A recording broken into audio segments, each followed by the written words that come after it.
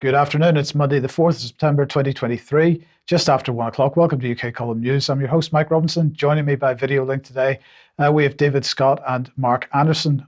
Welcome to the programme, both. Now, we're going to get kicked off today with a story, health-related story. So this is a court, a judgment from the Right Honourable Mrs. Justice Roberts from the Court of Protection. And this is on the matter of ST. We don't know who ST is, but ST is a female patient of the National Health Service who is extremely ill. And the question was one of the capacity to make medical decisions. And so the judgment says this: despite all the difficulties which currently confront her, ST is able to communicate reasonably well with her doctors with assistance from her mother and on occasion speech therapists. Over the course of the last week, she's engaged in 2 separate capacity assessments. I heard evidence from 2 consultant psychiatrists whose conclusions in relation to her capacity in both domains are set out in full written reports. And both those consultant psychiatrists said that this young lady had absolutely the capacity to make her own decisions about her healthcare and about her own illness. So if we bring that back on screen, the judgment goes on to say she has been described by those who know and love her as a fighter. That is how she sees herself. She has told her doctors that she wants to do everything she can to extend her life. She said to Dr. C, one of the psychiatrists who visited her last week, "This is my wish. I want to die trying to live. We have to try everything." So absolutely clear what she wants. ST is well aware that she's been offered a very poor prognosis by her doctors. She acknowledges that they have told her that she will die, but she does not believe them. She points to her recovery from previous life-threatening episodes.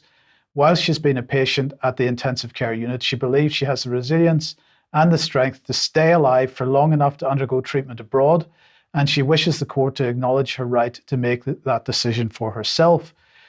In my judgment, says the judge, ST is unable to make a decision for herself in relation to her future medical treatment, including the proposed move to palliative care, because she does not believe the information she's been given by her doctors.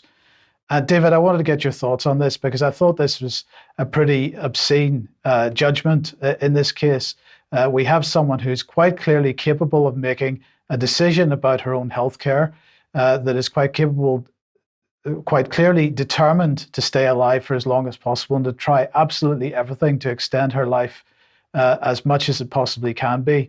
But because she's decided that she doesn't believe her doctor's prognosis, that she's at imminent risk of death and therefore needs to be put on palliative care straight away and wants to continue to try with healthcare, this seems like a pretty obscene decision.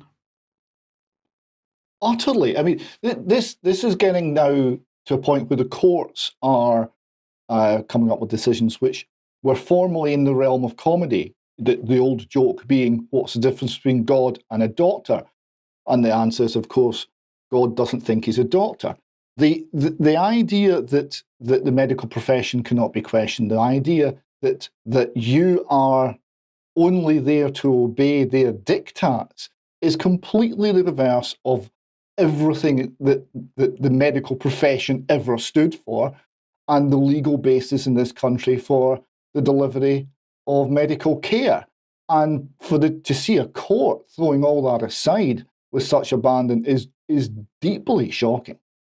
Obviously we've got to see this in the context of the last 2 or 3 years, and particularly with respect to the potential for mandatory medication, including so-called vaccination. Yes, and also in the situation where we have constant pushing by private members' bills and things at this stage, but it could go further than that, could become a government policy at some point for assisted dying. And we know from the Canadian experience that this is now being used to remove people whose positions are merely inconvenient for the state or cannot be readily funded. And funding, I'm quite sure funding is a part of this decision as well. Well, David, let's move on then to Scotland and the COVID inquiry. Yeah, so the Scottish COVID inquiry has kind of started. So we have here an introduction. The inquiry will establish facts, identify lessons to be learned, and make recommendations to Scottish ministers so we are better prepared in future. And on the 28th of August, they had their first preliminary hearing to explain how the inquiry would actually proceed. On the next slide, we see that they're tweeting out that they've launched our listening project. Let's Be Heard. We're inviting public to share their experiences of the pandemic and any lessons they believe should be learned. We'll find out in a moment whether anything's excluded from the listening project and not being listened to at all. The BBC here is reporting that COVID, that families of care home relatives are demanding an apology over the care home ban. Alison Leach here says we were treated differently to staff, so excluded from seeing the relatives. Hopefully, she says, this is never allowed to happen again. And then the Times is reporting the Scottish COVID inquiry won't question any politicians into 2025, by which case, presumably, they're expecting everyone will have forgotten all about this, or will be on to the next problem, focusing all of the media attention. So this takes us to the Scottish Vaccine Injured Group. They've managed to win core participation status at the inquiry and attended that first meeting. They had 3 seats to attend the first meeting. And we have a short video here of them interacting with the media outside the venue, which is Murrayfield Stadium, after the initial meeting of the inquiry. So we've only got 3 seats today. As I said, we need help and support. The press were all over that there. The press were absolutely all over that there. But us, the vaccine, didn't want to talk to us. Just goes to show you.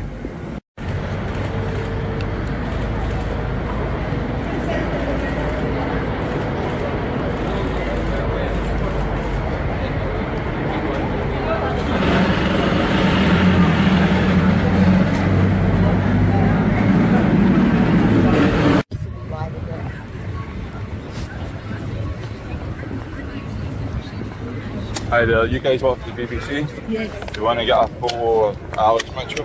The man, Oh, yeah. he's been affected by the vaccine. We could do,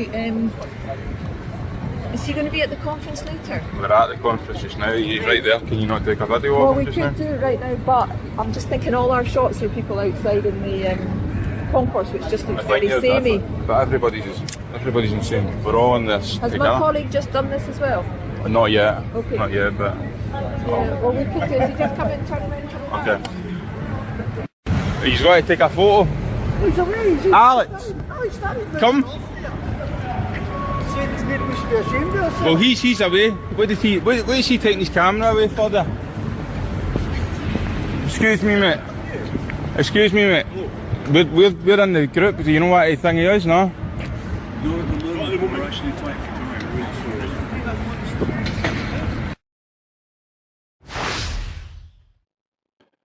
And we're very pleased to be joined by John Watt, who made that video, to talk about the press response you saw there and about the COVID inquiry and how it's going.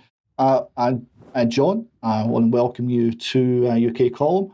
And if you could start off by explaining the sort of response you were getting from the mainstream media. Well, I think the video pretty much explains itself there, David, to be honest. Thanks for having me on, by the way.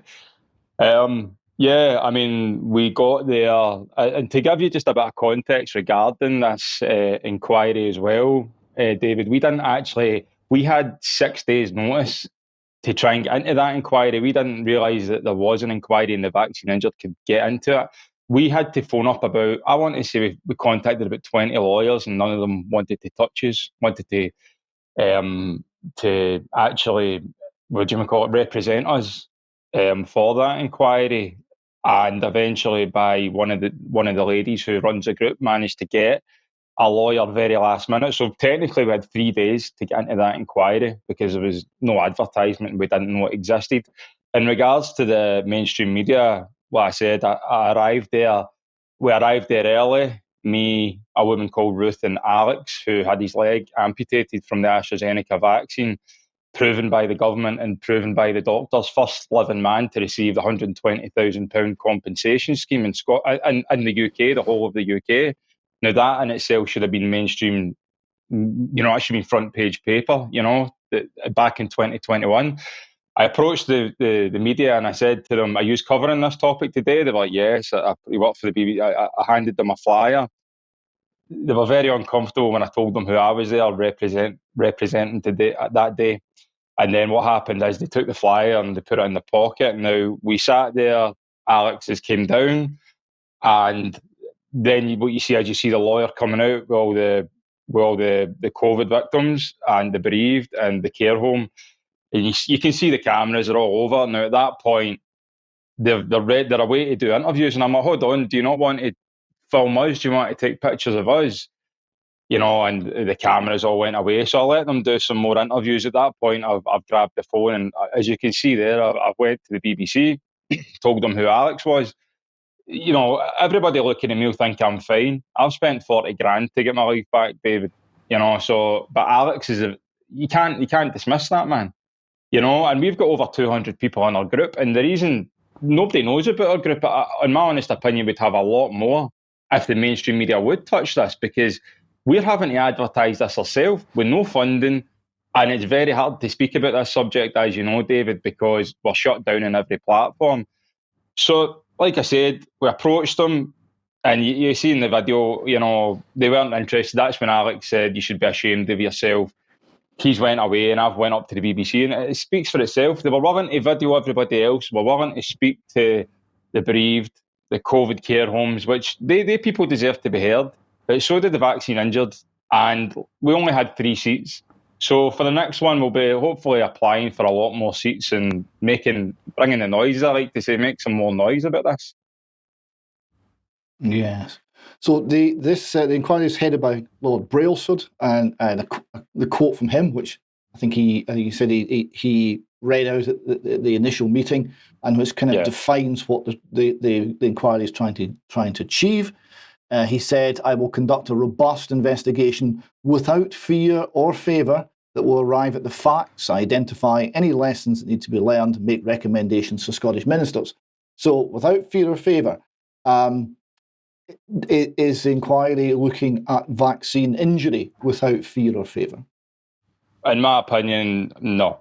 They spoke about, at the inquiry, they mainly spoke about the COVID bereaved, and they spoke about the care home bereaved. There's 37 groups that are in that inquiry.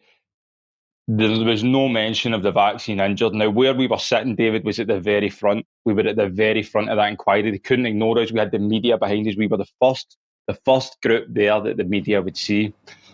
And, the quote that you've just said there, he wants to do a very robust inquiry with no fear. Well, the question is, if there's no fear, as the vaccine injured group who are participating in this, we are not allowed to speak about our vaccine injury.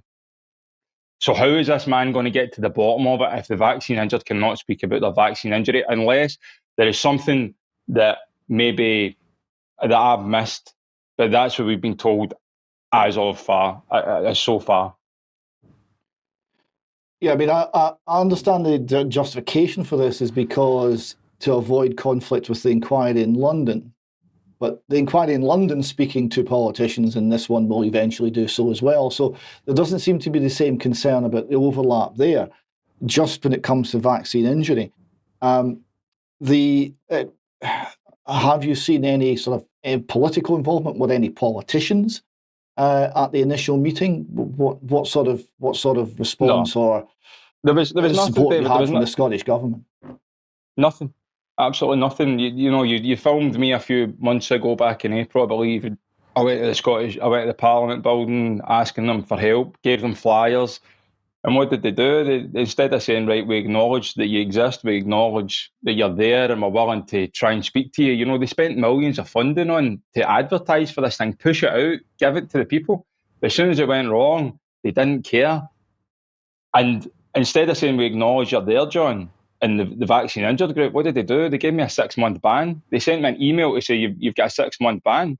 Now, when I had went into that with that video, sorry, John, you're banned from the Parliament.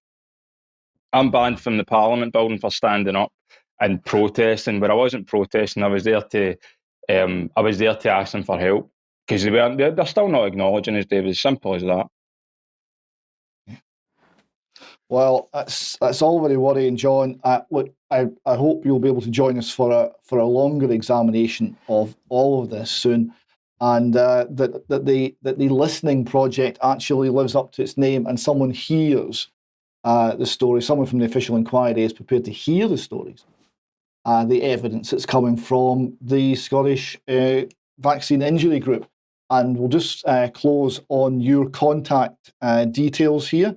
So this next slide has the URL for your group if anyone wishes to get in touch. And John, would you like to say anything in closing about the work that you're doing within the within the group? Yeah, just like I say, if there's anybody out there in Scotland and you've taken that thing, we can't blame everything, David, but we can sure as hell question it. For anyone else just wondering what else I'll be doing, I've started up a podcast in the near future. I'm doing very in-depth interviews with people that have, been injured, lost loved ones. And I done one the other day with a woman that works in a funeral parlour for 10 years. And my God, the stories I've heard, the deaths, the baby deaths, it's absolutely shocking. So that's something that I'll be doing in the future, David. And I'm pretty sure you'll be on it as well, mate. Well, I certainly hope so. John, maybe you could join us for extra time. I do hope so. Until then and until later, thank you very much. Thank you, David, and thank you very much to John as well. So, Mark, let's come to you now. And the World Health Organization, what's the latest? Well, it's more about the Associated Press, the illustrious wire service that's been misinforming America largely and the world for over a century.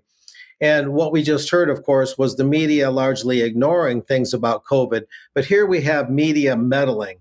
And this is becoming a pandemic in and of itself, you might say, an informational pandemic.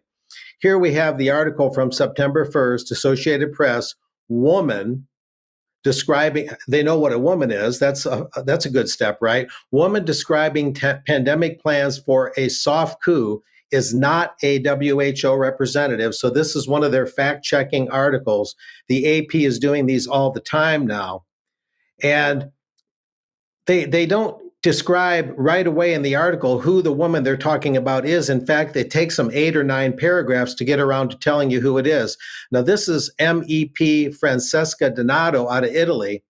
And it turns out she's not the woman they're talking about, but she's the first speaker on a video that's over 4 hours long from a particular event.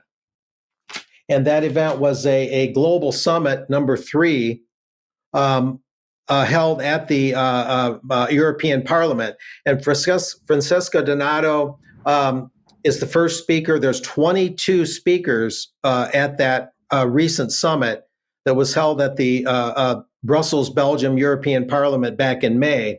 And this is where the AP article is coming in. Now, kind of bear with me here. You'd think they were talking about Francesca. She's the first speaker out of some 22 that spoke.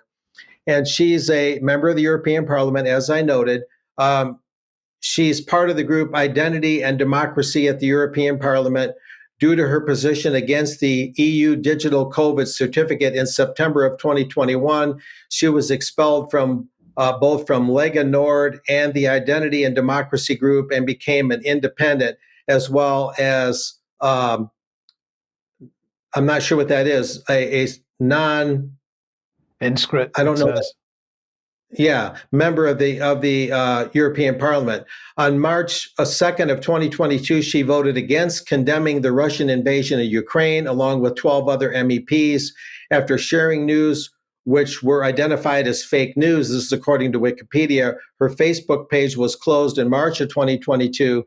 So Francesca has been deemed almost persona non grata in MEP circles and other circles by the media. This is a little bit more about her. This is the COVID-19 pandemic lessons learned and recommendations for the future debate. She was involved in that. And on the next slide, we'll learn a little bit more. she's on the special committee on the COVID-19 pandemic, lessons learned and recommendations for the future. So she's a pretty brave lady here that's in the European Parliament. And here's the actual meddlesome Associated Press article itself. And kind of bear with me, I'm kind of coming at this in a circuitous way. Here's the claim. A video shows a World Health Organization representative discussing plans the agency is developing as a way to disregard human rights protections in the name of pandemic preparedness. But the Associated Press assessment is that this is false. The woman in the video does not work for the WHO, nor was she speaking on its behalf.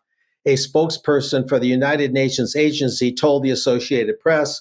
So the AP is simply taking the word of WHO spokesman as gospel here in declaring, in making its declarations. The spokesperson for the WHO also confirmed that the WHO is not developing any such plans to take away human rights as described in the video. The facts, according to the AP, social media users are sharing select footage from a May 2023 conference featuring multiple speakers. That's this COVID conference that was held in May at the European Parliament, featuring multiple speakers known for spreading what AP is calling COVID-19 misinformation. The video is edited to make it appear the woman, whose credentials are not mentioned, is speaking on behalf of the WHO at a press conference or a gathering of the entire European Parliament. That's absolutely false. I watched most of the video. It's not edited that way at all. There's nothing that makes her look like a WHO representative. And if somebody did put that on social media, that would be incorrect. So that's the only way, and that small way, that the Associated Press would be correct in calling this out. But there was never any actual attempt to make her look like a WHO spokesman. And we'll reveal in a little bit who the actual woman was that the Associated Press is referring to. In the video, the woman sits in front of a blue backdrop that includes the European Parliament logo and the address of its website. She speaks of a soft coup, which she did, that will allow for human rights such as freedom of speech to be disregarded in the name of pandemic preparedness. Among other alleged evidence, she claims that a WHO treaty is part of this plan. Now we'll move on from there. I believe we have a video of Francesca Donato, and keep in mind she's not the woman that's being criticized, but the AP. But when we look at what Francesca has to say and we look at the whole picture, you realize just how much the AP is taking this whole thing out of context and not actually reporting on this recent conference held at the European Parliament. Had they reported on it objectively and broadly, you would see what was actually going on. So this really shows just how much the media is meddling and skewing this issue. So first we'll listen to Francesca. This is a short clip, and then we'll go from there. As a member of the European Parliament, I wanted to take the opportunity immediately to focus on a political point, which is of interest of the European institutions. The European Court of Auditors, in its audit of the management of joint purchases of the so-called COVID vaccines, expressly recommended that the Commission review the contractual clauses that shield the multinational manufacturers from any liability for damages due to adverse effects to inoculated people, once final marketing approval is released. With the period of conditional approval for emergency use having ended, therefore, any alibi for relieving the pharmaceutical companies from all responsibility has lapsed after they have been profiting hundreds of billions euros from the sale of these drugs, thanks to millions of euros received in public funding for research and development of them. So you see, there's very important things being announced here. And yet the Associated Press, even though Francesca is the first speaker, one of about 22 that I counted, they're actually talking about someone else. And in this next slide, they finally reveal 8 or 9 paragraphs later that the woman in the video that they're referring to and criticizing is a doctor from Maine, Meryl Nass, N like Nancy, ASS, whose license was suspended by the state of Maine in January of 2022 for spreading misinformation, AP says, about COVID-19. Margaret Harris, a WHO spokesperson, confirmed that Nass does not work for the agency and that she was not speaking on its behalf at the conference. Again, there was absolutely no indication whatsoever that she tried to claim or anyone else tried to claim in the video of that conference from this past May that she was a WHO representative. And by the way, the official name of that was the International COVID Summit 3, Part 2, 3 in Roman numerals, Part 2, International COVID Summit 3, Part 2, held this past spring. And here in this next slide, we finally look at who the AP is criticizing. Maine physicians suspended for COVID misinformation. Licensing agency says Meryl Nass must undergo neuropsych exam. Get that. Must undergo a neuropsych exam for her claims about COVID vaccine. And a little text I inserted in the lower right here. The Maine Board of Licensure ordered the immediate suspension of the license of a physician, accused of spreading COVID-19 misinformation, and in a separate order Tuesday, ordered her to undergo a neuropsychological evaluation by a board-selected psychologist. And so this is getting very Orwellian, and we'll move on from there. And we have a short clip of what she actually had to say. Now, this isn't everything she had to say. She covered a wide range of things that the COVID pandemic treaty, the international health regulations, digital initiatives for vaccine passports, all of that she feels represents a danger to human rights. She covered a lot of that. But here's an important thing she added and focused on at that recent summit. So we'll show this brief video clip. One Health is another part of this. One Health is a concept that was created to enable the WHO, with these documents, to take over jurisdiction of everything in the world by saying that climate change, animals, plants, water systems, ecosystems are all central to health.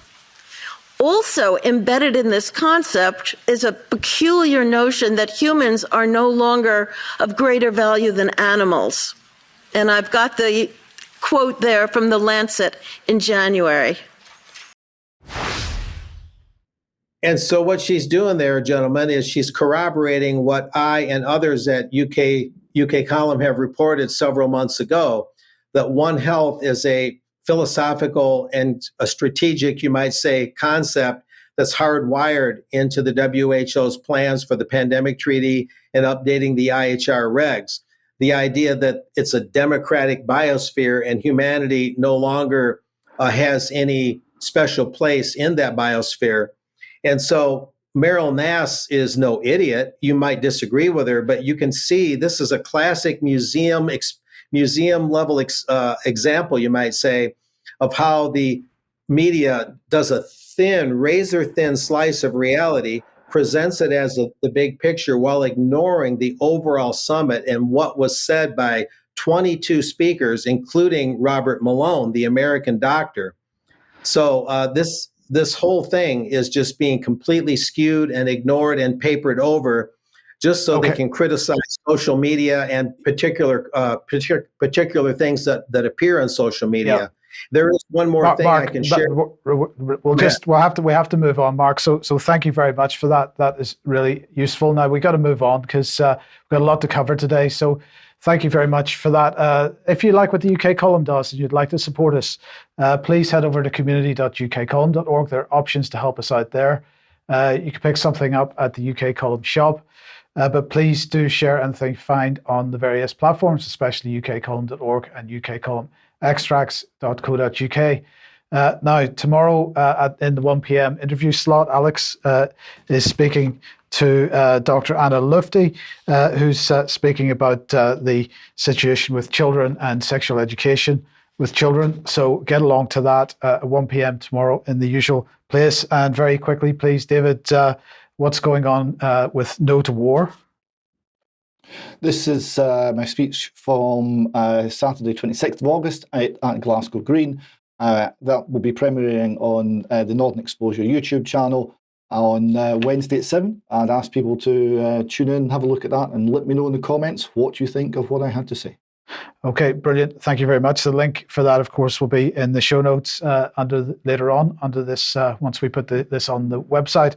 Now, let's just move on to this. I've been talking about the types of legislation that have been coming through Parliament in recent months. And, of course, I'm making the point here, you can't look at any individual piece of legislation as a singular thing and not be concerned about what else is going on in the country. I want to add another piece of legislation to this list now, and it has been getting a little bit of media coverage over the last couple of days, and that's the energy bill.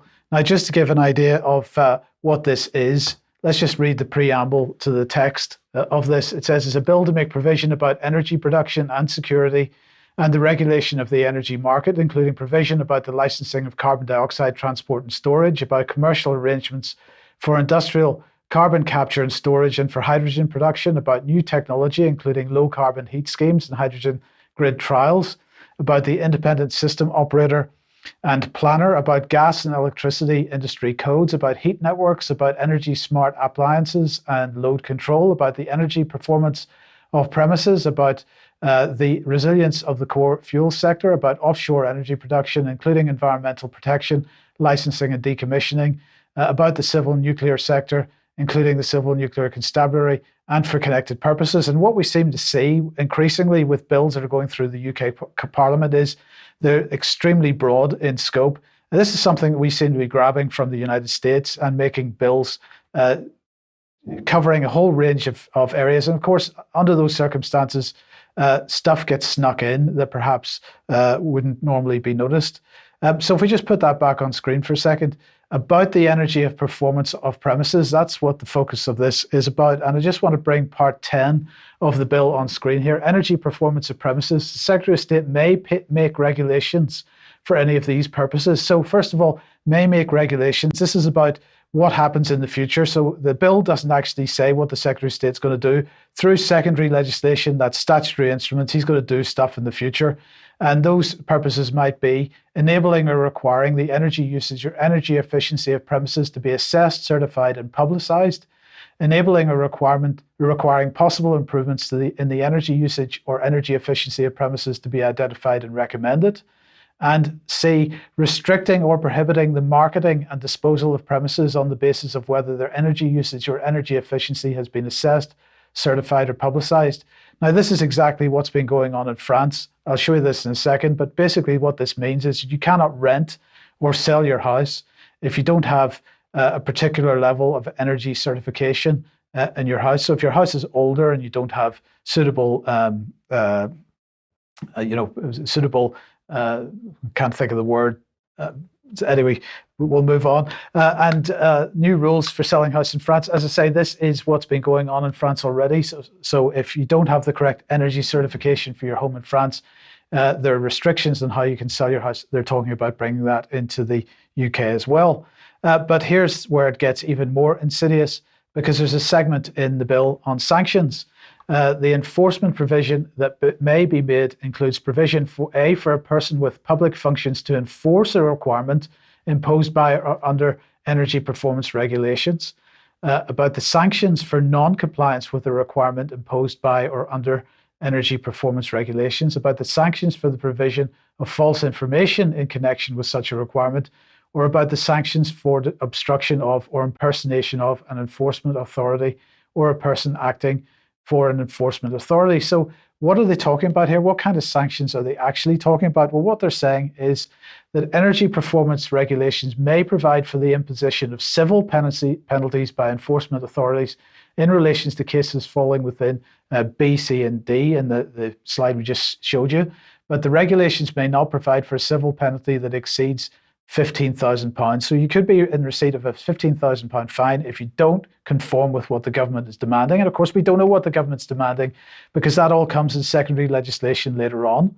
And the second part of this is with reference to criminal sanctions. So energy performance regulations may provide for the creation of criminal offences in relation to subsection 1B, C or D, but the regulations may not provide for a criminal offence to be punishable with imprisonment for a term exceeding 12 months. So it could be up to 12-month imprisonment. But here's the thing.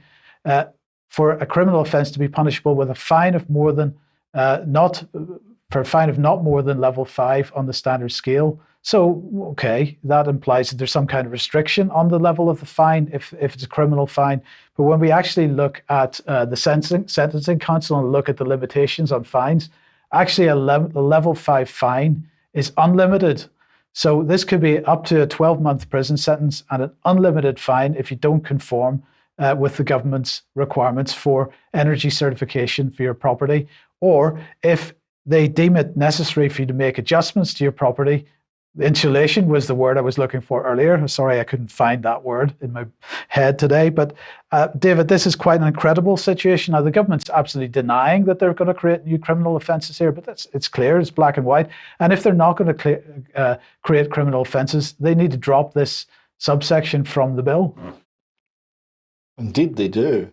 And up here in the testing ground, as we like to call it, the Scottish Government are already considering making house sales require an energy performance certificate level C, which means no gas boiler for you. You have to fit a heat pump at a very large cost and very inefficient outcome in order to sell your house at all. That's what they're considering. Obviously, there's a lot of pushback against it because it's a crazy idea, but it doesn't always stop them. No, it doesn't, and it hasn't stopped them in France, and it clearly isn't going to stop them in the UK either. Now, David, let's move on to the issue of concrete of a certain kind and school buildings. Yes, so this was first mentioned by Debi Evans in her blog back in September 2022, when she reported on Operation Rapture. I wonder who named that one. Operation Rapture would come into effect should hospitals collapse, she wrote. Concerns about reinforced autoclaved aerated concrete planks were first raised in 2018. So this issue has rather blown up over the last few days. So here we see the BBC reporting school closures. Dozens were at risk of collapse, says the BBC, due to risky concrete. More than 100 schools have been told to shut areas affected by reinforced autoclaved aerated concrete, RAAC, without safety measures in place. It follows the collapse last week of a beam, I would question whether that's actually correct, previously thought to be safe. So there's been a single incident, and this has thrown the whole thing into panic. So a little more on what this problem is technically. Here we have a report from the Standing Committee on Structural Safety. They report the background to this. In the 1980s, there were many instances of failure of RAAC roof planks. So these are planks that span between main beams forming flat roof structures. Installed during the mid-1960s, and a large proportion of such installations were subsequently demolished. They go on to say what the warning signs are, so that if there's a problem with these planks, there tends to be cracking and disruption, a lot of deflection. The fact that some of them have a small bearing width is a sign of they're more likely to be a problem. If the roof has been resurfaced, load added, etc., if there's ponding on the roof, or if the roof is leaking, all of these are warning signs. And they also go on to explain what this material is. And I think we should just take a moment to understand what we're actually dealing with. So autoclaved aerated concrete is different from normal dense concrete. It has no coarse aggregate. It is made in factories using fine aggregate and a chemical to create gas bubbles and heat to cure the compound. It is weak and has low capacity for developing bond with embedded reinforcement. When it's used to form structural units, the protection of the reinforcement against corrosion is provided by a bitumen or cement latex coating applied to the reinforcement before it's cast in, because the actual structure, which is like aero chocolate, doesn't provide any protection of the reinforcement against rusting. So we've got here a little photograph to show what the material looks like, and you see aero is quite a good description of it.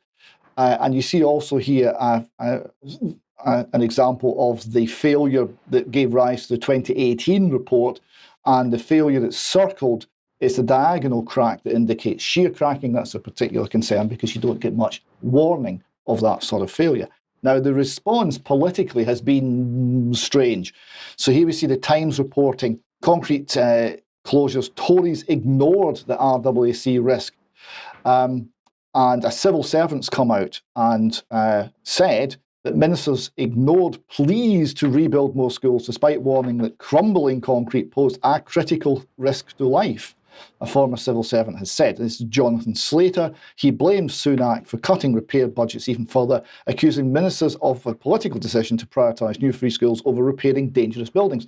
I would point out, and I hate having to defend Rishi Sunak because I don't want to do it, but that's garbage, right? The buildings weren't known to be dangerous because otherwise a whole raft of legislation governing dangerous buildings would have swung into action and they wouldn't have been allowed to remain open. The critical risk to life statement is completely hyperbolic. This is seeking to smear Rishi Sunak with this problem, which is odd. Someone's taken a political decision to do that. Moving on to building design, they're saying, well, what's actually happened? Well, we've got 156 schools have got this material in them. 52 were deemed a critical risk, and safety measures have been put in place. The remaining 104 are non-critical, but have to be vacated and restricted until appropriate mitigation is in place. And the Department of Education said that new evidence had emerged over the summer, which required buildings to close immediately. So this is something that's happened very recently. The Independent gives a clue that one beam, so one failure somewhere, and I don't think it would be a beam because that's not what this material was used for, forced over 100 schools to close. So they report that a minister has revealed that one collapsed beam in a school sparked an emergency decision to halt the return to classrooms for 100 schools. Now, we have more. What I'll do is I'll go through. I've got a little bit more, and I'll go through that in extra. If we can go forward to what the chief engineer, what was described as the chief engineer, has said. So this is again from the Times. He said, the Times reports, we knew decades ago, says actually the former president of the Institution of Structural Engineers, that RAAC has been missold by manufacturers since the late 1960s. Some of us, in fact, quite a lot of us at the time, wouldn't touch it with a barge pole, said Dr. John Roberts. Now, this is quite right. This is true. It was known to be a problem. It's been known to be a problem all of my career in engineering. And it's a problem that has been handled by inspection, by assessment, by judging the risk. And for some reason over the summer, one event, which has not been reported on, and I can find no technical information on so far, we will try and find more, has completely changed the entire approach to managing this problem, kind of like the way that all the medical profession changed when COVID came along.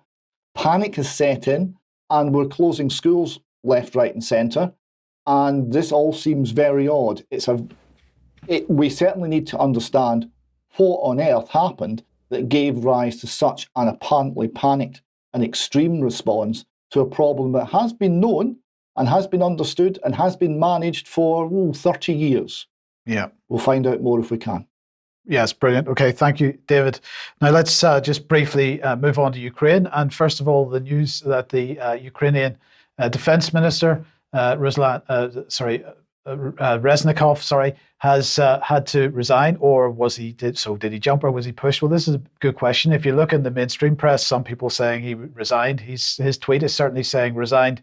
Other people saying that he was sacked, and certainly what Zelensky is saying implies that he was sacked, because Zelensky's quote was that I believe that the Defense Ministry needs new approaches and other formats of interaction with both the military and society at large. So that seems to be an indication he was finally pretty unhappy with what the Defense Ministry was doing. He needs to move on. Things aren't going so well.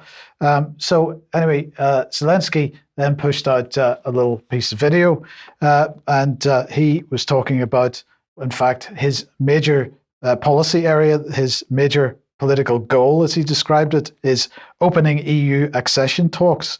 So the European Commission has made several recommendations to Ukraine. We've already completed a number of them, he said. For the rest, the Ukrainian parliament must demonstrate tangible results, timely results, the ones we agreed on with the European Commission, and so on. And it was quite interesting. One of the things he was talking about was the new law on politically exposed persons. Now, if you remember, the whole Nigel Farage banking scandal was with respect to politically exposed persons, this term, and this now seems to have moved into Ukraine. So that's the latest on Zelensky and his government. But then let's move on to this, because the Reuters last week, or on the 1st of September, was claiming an exclusive that the US is now sending depleted uranium munitions to Ukraine. This is what they had to say. The Biden administration will, for the first time, send controversial armor-piercing munitions containing depleted uranium to Ukraine, according to a document seen by Reuters and separately confirmed by 2 US officials. Although Britain sent DU munitions to Ukraine earlier this year, this would be the first US shipment of the ammunition and will likely stir controversy, as it should. Now, in the meantime, Dmitry Polyansky, who is the Russian Deputy Permanent Representative to the United Nations, was speaking on a podcast over the weekend, very much concerned that the possibility, or the accidental possibility, of Russia and NATO coming into a direct clash has increased. We're repeatedly warned that the situation is quite dangerous and there's a big risk of a direct clash between Russia and NATO, is what he was saying on a podcast. But in the meantime, we've got this story doing the rounds, that this tit for tat really claim of military incursions into airspace on either side of the Polish-Belarusian border. So this is TASS reporting Polish military helicopter violates Belarusian border, according to the Belarus State Border Committee. They're saying that on the 1st of September, Belarusian border guards reported a violation of Belarus airspace in the Grodno region from Poland. A Polish Mi-24 military helicopter was flying at extremely low altitude, crossed the state border and got 1,200 meters deep into Belarusian territory before turning back. On the other hand, Poland saying earlier the 2 Belarusian helicopters had allegedly violated Poland's border on the 1st of August, and so it goes on. And although the Polish government has denied this latest incursion, nonetheless, this rhetoric is starting to build on both sides of the border. So just a quick update on Ukraine there, but David, let's move over to China. Yeah, so just watching the Chinese economic situation develop, the Times here is reporting on it. And they are saying that the Chinese have got complex problems, including the property sector turmoil, local government debt, not much in the way of consumption, and they're looking, those calls for Xi Jinping to essentially do what the Western governments would do, which is unleash billions of dollars to shore up spending and make the whole thing seem okay for just a little while. The Chinese leadership, probably quite wisely, is not going down that road. And they're going to be okay with slower growth rates, and they're wanting to avoid instability in their financial system, which is a jolly good thing. Now, we've got here the Carnegie Endowment for International Peace. It was a blog post by Michael Pettis, which is well worth having a read of. Couple of things here I want to highlight. One is the level of debt, right? There's enormous debt. So we're talking here, this is GDP versus TSF, that's total social financing, which is basically private sector debt from banks through the bond market and through the share market. And the total debt to GDP ratio is approaching 300% there. It's enormous. And the article goes on to explain some of the why. They say China invests 42 to 44% of GDP back into its economy. This is extraordinary. An average would be about 25% of mature economy, maybe 15 to 20%. And they explain that when China began its reform and opening up in the 80s, its economy, after 5 decades of war against the Japanese, civil war, and Maoism, was severely underinvested for its level of social development. What the economy needed above all was significant investment in transportation and infrastructure and property and manufacturing facilities. And this is why it benefited from a very high investment rate. But the problem is now it's gone way beyond that. They're still running huge levels of investment. It's malinvestment. They're investing in assets that are not needed and that cannot generate enough income to service the debt. That debt is piling up on private ledgers, on local government ledgers, and on central government ledgers, and on bank ledgers. And somebody is going to have to carry the losses which are real need to be realised. The article goes on saying, look, this is either to have this huge level of investment, you either need to have a very high level of saving or incoming investment. And it's been financed by saving, but the flip side of this is that household consumption has been very low. This next graph shows just how low it is and how it's fallen since the year 2000. So as a percentage of GDP, household consumption by domestic households in China is massively lower than it was in the year 2000. So the people are not benefiting from the economic activity. Now go on here to the final slide here, from a very good piece by Patrick Boyle. It's an excellent economics and market commentator. His piece is YouTube videos entitled China Don't Say Deflation. And it shows here how much of household wealth is sitting in the property market in China. Now, real estate in China is 2/3 of all household wealth is in real estate, which is massively more than Japan, massively more than the United States. Now, the issue is here, the real estate market is a giant bubble. There's been malinvestment. The prices are hugely inflated. They've dropped 14%, which is more than half the level of equity that's normally put into a house by someone buying a home in China. So anyone who's bought a home recently has seen half their equity wiped out. And the prices must have much further to fall. This is going to create huge internal problems within China. It's going to create a lot of friction within the society. It's going to have all of the problems we're familiar with from 2008, but on steroids. And the issue I would ask people to consider is, what under those circumstances will the Chinese government do to quell the inevitable pushback from the population? Okay, thank you for that, David. Now let's move then to Africa. And obviously after the death of Prigozhin, the question has been on everybody's lips, what's the Wagner Group going to do, or what's Russia going to do in China? Well, let's get an indication, because here's Africa News. Russian army officials received in Libya. So this was the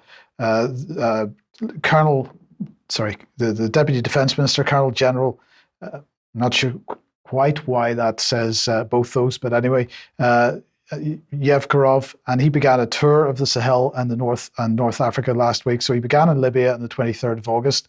This is the first official visit of a Russian military delegation to Libya, said the Russian Defense Ministry.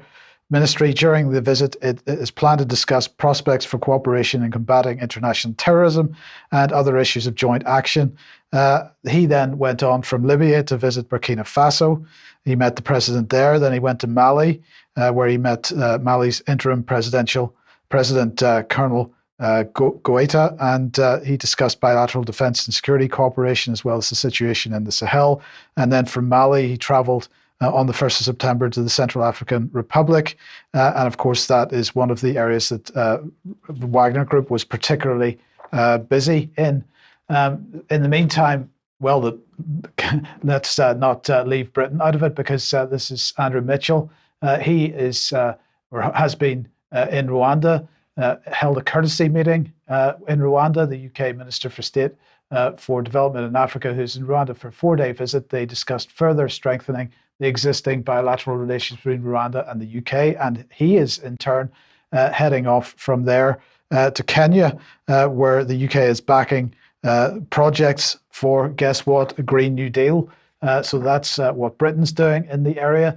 In the meantime, the situation in Niger continues to build. Thousands rally in Niger to demand the withdrawal of French troops, not only French troops, but the French ambassador The French ambassador was asked to leave the country, I think, on the 28th of August, and he refused to go. And so he is now being asked to leave, and also French troops being asked to leave. The EU wanted to bring sanctions in against the leaders in Niger. And France is now suspending military cooperation with the new, well, what this RFI is describing as a new regime in Gabon. Now, we were talking about Gabon on Friday's programme, but clearly the situation getting very tense in Africa. And of course, as we knew it would, because this is an area that the EU particularly claims as its southern neighbourhood. Tony Blair is extremely active there. And of course, Russia and China extremely active in the region as well.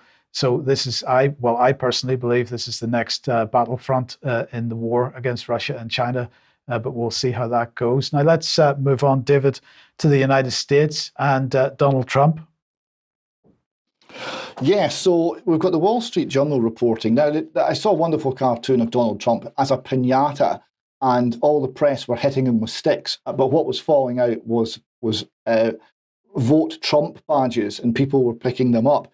And this is actually what's happening. So the Wall Street Journal reports here that a new survey has found that once the two-man race has collapsed to a lopsided contest in which Trump, for now, has no challenger. The former president is the top choice of 59% of GOP voters, up 11 points since April. So there's no doubt that Donald Trump, on current figures, is going to win the nomination for the Republican Party. In fact, he's so far ahead, he's not even going to the debates because he rather considers it's all the also-rans bickering and he doesn't want to be part of it. So what's the Democrat response going to be to this? Well, here we have Public Broadcasting Service reporting, liberal groups seek to use the 14th Amendment to block Trump from the 2024 ballot. The 14th Amendment bars anyone who once took an oath to uphold the Constitution but then engaged in insurrection or rebellion against it. A growing number of legal scholars say this post-Civil War clause applies to Trump after his role in trying to overturn the 2020 presidential election and encouraging his backers to storm the US Capitol, which of course he didn't do. So just want you to enjoy the moment here of complete lunacy. We've got one half of the population heavily backing the former president, and the response is, well, we're not going to let him run because that's the democratic way to conduct an election. It's becoming more and more like a banana republic, the United States. It absolutely is. And Mark, we've got more on Trump and elections and so on. Perhaps some facts that the BBC isn't quite aware of. Oh, this is absolutely amazing. And if you want me to do a little extra on this, I can in the interest of time. But over at Voter GA, probably the most competent and fact-conscious organization there is in the U.S. looking at the 2020 elections and beyond, they had a press conference very recently on the 29th of, a little earlier in the month. But anyway, here we're looking at a slide. The Fulton District Attorney Fani Willis misapplied the Georgia law throughout the 41-count indictment against Donald Trump and some 18 others, covering 4 states, Georgia being one of them, as we're showing here, the other states, Florida, New York, and then in Washington, D.C. And Voter GA, led by Garland Favorito, a contact of mine there, he's from the Atlanta area in Georgia, has been doing yeoman's work on this. And basically, they're calling it Fannie's Phony 40. And you can go to voterga.org for a lot more on this. And there's a 98-page document that basically has the acts, the laws, that is, in Georgia that are supposedly being violated by Trump and his crew, and also has the indictments. And there was a case number and a judge both assigned to this case before the grand jury even voted on it. And there's all sorts of anomalies. Looking at this slide here, abiding by the election challenge, what Fani Willis claimed on August 14th at a press conference was, rather than abide by Georgia's legal process for election challenges, the defendants, Trump and crew, engaged in a criminal racketeering enterprise to overturn the results of Georgia's presidential election. And they're saying Trump's attorney filed a December 4, but this is what Garland Favorito is actually saying to set the record straight. What Fani Willis said is not true at all. Trump's attorneys actually filed a December 4, 2020 election challenge in Fulton County. The challenge was required to be heard in 20 days. That didn't happen. The Fulton County did not assign a judge until December 31st, more than 20 days later. And the hearing was scheduled January 8th, 2 days after Congress certified the votes. And that was 2 days after the so-called riot there, the January 6th infamous riot on Capitol Hill. And so Trump and crew actually did file the right process, as Voter GA has revealed in a very recent press conference, since that press conference held by Fani Willis. What Garland Favorito and VoterGA.org are saying here is that many statements made by Trump and crew are actually true, contrary to the DA there in Georgia.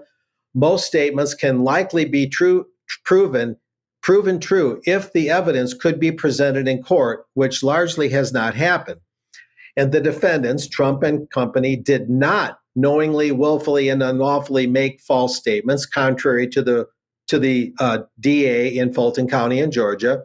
And even false statements are free speech protected by the First Amendment to the U.S. Constitution. In other words, you have the right to be wrong as long as you're not engaging in libel or slander. And this next slide reveals some interesting facts, and we'll comb through this quite quickly. We can always do more reflection in extra. Garland Favorito of Voter GA, the leader of that group, is saying that at least 96,600 mail-in ballots were counted in the November 3rd, 2020 presidential election in Georgia, despite there being no record of those ballots having been returned to a county elections officer. And we'll move on from there. That's a very interesting and revealing statement. And this is kind of the capstone for today. This is part one, by the way. There's a lot to unpack here. In the next two UK column reports next week and or the following week, I'm going to do part two. And I talked to Garland last night to get this particular quote that we're looking at now. There's going to be a lot more because it reveals just how much the media is covering up and just how big the lie really is here. But here's the capstone for today. Georgia, and this is from Garland Favorito himself. I spoke to him last night. Georgia now claims Biden won the November 3rd, 2020 election by 11,779 votes. But on the morning of November 4, 2020, Georgia's Secretary of State acknowledged that Trump was ahead by 103,750 votes after 4.7 million people had voted, with only 94,000 left to count, which is 2% of 4.7 million. But the Secretary of State, Brad Raffensperger, a Republican, by the way, then certified another 200,000 plus phantom votes over a 3-day period, bringing the total overall vote count to 4.998 million. In parentheses, this is an editor's note, those phantom ballots apparently have never been physically disclosed nor inspected and remain under wraps. So it's completely opaque whether Biden actually won Georgia at all. And the 11,779 margin that he supposedly won by is razor thin. And you have a couple 100,000 plus ballots that have not really been certified to have been counted or counted accurately. So what Garland is basically saying in summary is that there's a lot of things that have never been taken to court, and there's huge anomalies here. There's lots of reasons to believe that Trump actually won Georgia. And what does that say for the other states that Biden allegedly won to secure the election? Michigan, a battleground state, Wisconsin, Pennsylvania, et cetera. A lot of that will be covered in part two. Yeah. But this is very compelling evidence that much has been misreported in a very big way about those elections. Yeah, brilliant. Thank you, Mark. And of course, this has a major impact on the ongoing indictments and so on. We'll talk about a little bit more about that in extra. Thank you very much to everybody. Thank you to John Watt for joining us today. And thank you to David and Mark as well. We'll be back in a few minutes for some extra if you're a UK column member. Do join us at 1 p.m. tomorrow for the interview we talked about in the ad break. And we will see you as usual at 1 p.m. on Wednesday. Have a great day, and we'll see you tomorrow. Bye-bye.